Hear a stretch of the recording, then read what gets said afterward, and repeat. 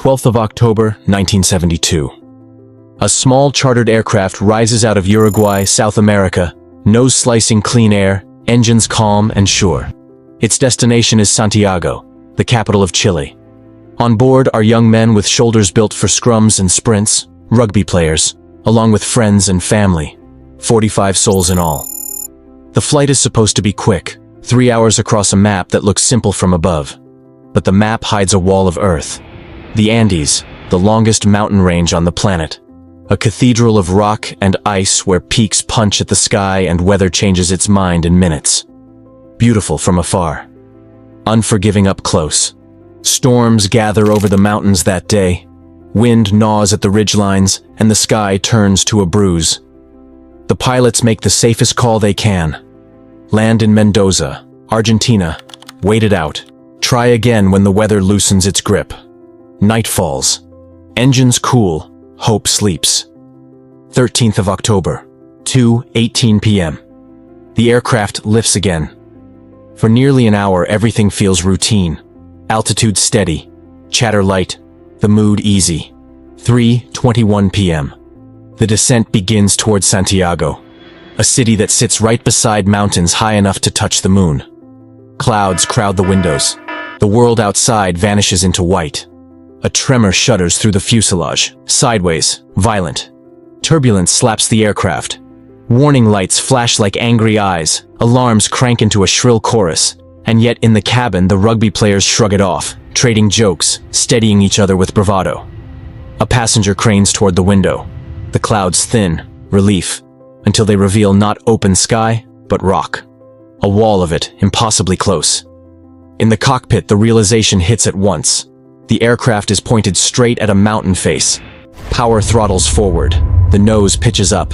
Engines howl. Ground collision warnings scream. Altitude climbs.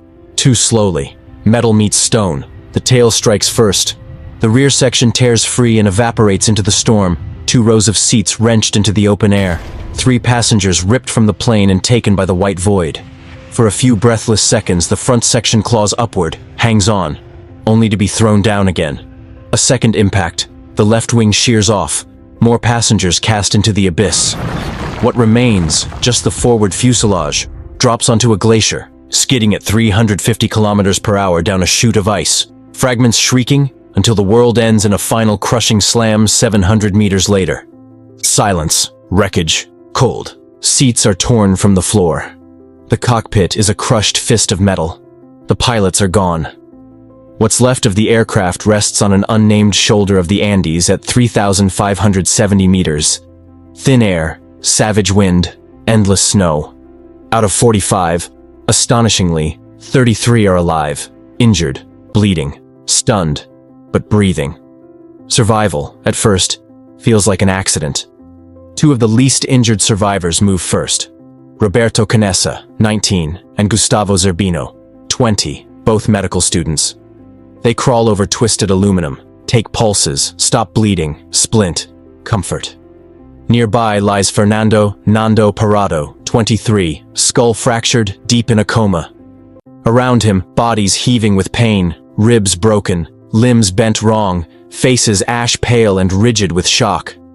Inside each surviving chest, a heart hammering in thin air, asking, "Where are we?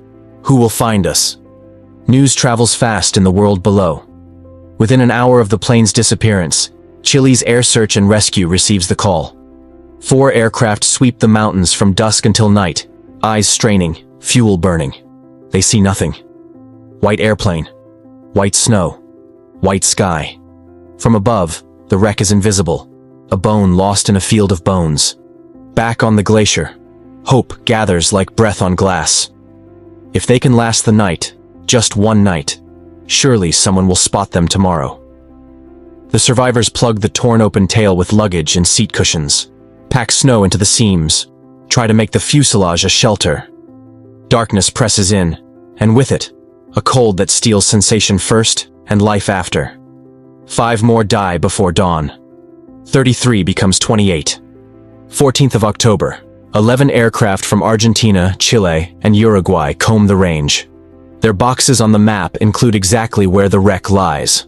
Still, It's like searching for a whisper in a hurricane. The survivors smear lipstick on the roof to write SOS, run out of color by the second letter, and switch tactics. Lay out suitcases in a giant cross against the snow. Engines roar above. 1 aircraft, 2, 3. The survivors wave, scream, flare their bodies into movement. The planes pass. The sky closes. 15th October. Water becomes the problem no one predicted in a place made of frozen water. Fito Strauch improvises a solution. A metal sheet angled to the sun.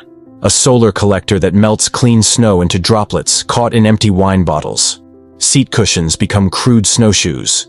Wool from the seat covers becomes insulation. Survival is creativity under a ticking clock. 16th of October. 3 days since impact. Nando Parado blinks back to consciousness. Reality returns like a slow, cruel tide. His mother is dead. His 19-year-old sister is grievously injured. He fights for her.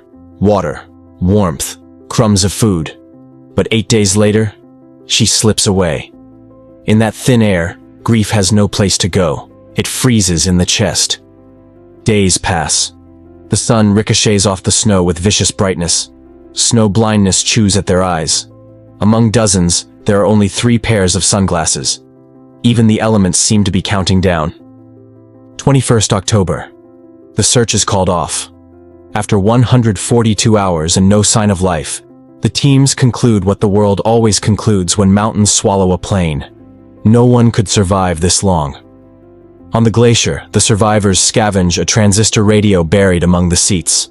Roy Harley, a rugby player with a taste for electronics, rigs a long antenna from scraps.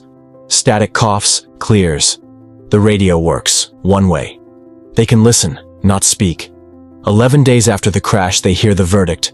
The search has ended. The mountain has closed the book on them. Some cry, some pray. One person, notably, steadies, Parado. While others absorb the blow, he studies the horizon inside his mind. Food was scarce to begin with. Now it's nearly gone. The inventory is heartbreaking. 8 chocolate bars, 1 tin of mussels, 3 small jars of jam, a jar of almonds, a box of peanuts, some dates, candies, dried plums, a few bottles of wine. Rationing becomes ritual. A chocolate-coated peanut is split into days. Hunger grows teeth. At 3,800 meters, there are no trees, no plants, no animals in reach. The land is a library of ice with every shelf empty. Some try to chew cotton from seats, scrape at leather, swallow anything that isn't snow. Their bodies reject it. The math is merciless: starve, or face the unthinkable. Conversations turn hushed, haunted. The dead lie near, preserved by cold. The living still have names for them: friends, classmates, family. Choices like this do not feel like choices. They feel like the last door in a burning house. Canessa speaks first. Survival demands fuel, and the only source is the bodies of those already gone. He tries. Others cannot. Not yet. 2 days later, hunger makes its ruling. More follow. They impose a code on themselves. Solemn, reverent, pragmatic. Because without some order, the soul fractures. It is a decision that will live under their skin forever. A scar, and a salvation at once. 29th of October, 16 days after the crash. Even that grim source depletes fast. No plan seems certain enough to challenge the mountains. Night falls with its usual cruelty. Only this time, the mountain moves. A deep rumble rolls down from above. The fuselage trembles. The world collapses inward. Avalanche. Snow pours through the open tail like a white ocean. In seconds, the buried fuselage becomes a coffin. People vanish beneath the drift, suffocated where they sit. 8 more lives end in that blind cold. 19 remain. The survivors claw a hole toward air using a metal pole, a tunnel through packed ice no wider than hope. For 2 days they scrape, dig, gasp in the stink of their own breath. Finally, a fist of light punches through. The surface greets them with another storm, so they retreat into their snow cave, waiting 3 days for mercy. When the sky clears, a truth arrives with it. No one is coming. If they want to live, they must walk out of the mountains themselves. The strongest, Canessa, Parado, and a teammate named Vizintin, prepare for an expedition. The group gathers their warmest clothing, the the best of the food, and places its hope on 3 sets of shoulders. Before the crash, the co-pilot had announced they'd passed Curacao. If that were true, walking west should lead to the Chilean countryside in just a few kilometers. Trusting that idea, they planned for 2 or 3 days on foot. In truth, the co-pilot had been wrong. The crash site sits 89 kilometers east, deep inside the Andes. The men don't know that. What they know is fatigue, altitude, and the need to move. 15th November, 33 days after the crash, the trio steps into the white silence. Hours eastward, they stumble on a relic that turns the blood in their veins warm for a moment. The rear section of the aircraft, the first piece that broke away. Inside are suitcases, boxes of chocolate, 3 meat patties, a bottle of rum, extra clothes, comic books, medicines, and, most promising of all, a 2-way radio. If they can power it, they can speak to the world. They decide to try. The radio needs 115 volts AC. The only available batteries are 24 volts DC. 24-kilogram beasts pulled from the wreck. Weight makes the plan absurd. So they choose a workaround. Bring Roy Harley to the tail, make the connection there, improvise a lifeline. For days they try, build, rebuild, and test. The circuits refuse. The mountain shrugs. They accept the answer and turn to the only option that remains. Walk west. Time slips. Snow returns. On the 11th of December, day 59, another avalanche strikes. 3 more die, 16 remain. The mountain keeps taking. To cross toward the west, they'll need to scale a high ridge and survive nights so cold, they rewrite the meaning of the word. An 18-year-old, Carlos Miguel Rodriguez, remembers the needlework his mother taught him. In the wreck, he finds needles and scraps, then stitches together insulation and cloth into a sleeping bag large enough for 3 bodies at once. A cocoon of survival, born from memory and thread. I not only had the idea, he'll say later, I made it myself. 12th December, 2 months since impact. Carrying that sleeping bag and a 3-day supply of meat, Parado, Canessa, and Vizintin point themselves toward a ridge that seems to promise Chile beyond it. They have no maps, no compass, no training, only will. The air thins, lungs burn, steps slip backward half their gain. Parado layers 3 pairs of jeans, a t-shirt under 3 sweaters, 4 pairs of socks with a plastic shopping bag over them to stave off wet and wind. It's improvisation as armor. Nights, the 3 men press into the sleeping bag, sharing breath and warmth, waiting for the first scrape of light. Days, they climb. Snow slashes their faces, and the slope treats their progress like a joke. For every step up, half a step slides back. The 2nd day passes, then the 3rd. On the 4th morning, a hard truth arrives with the sun.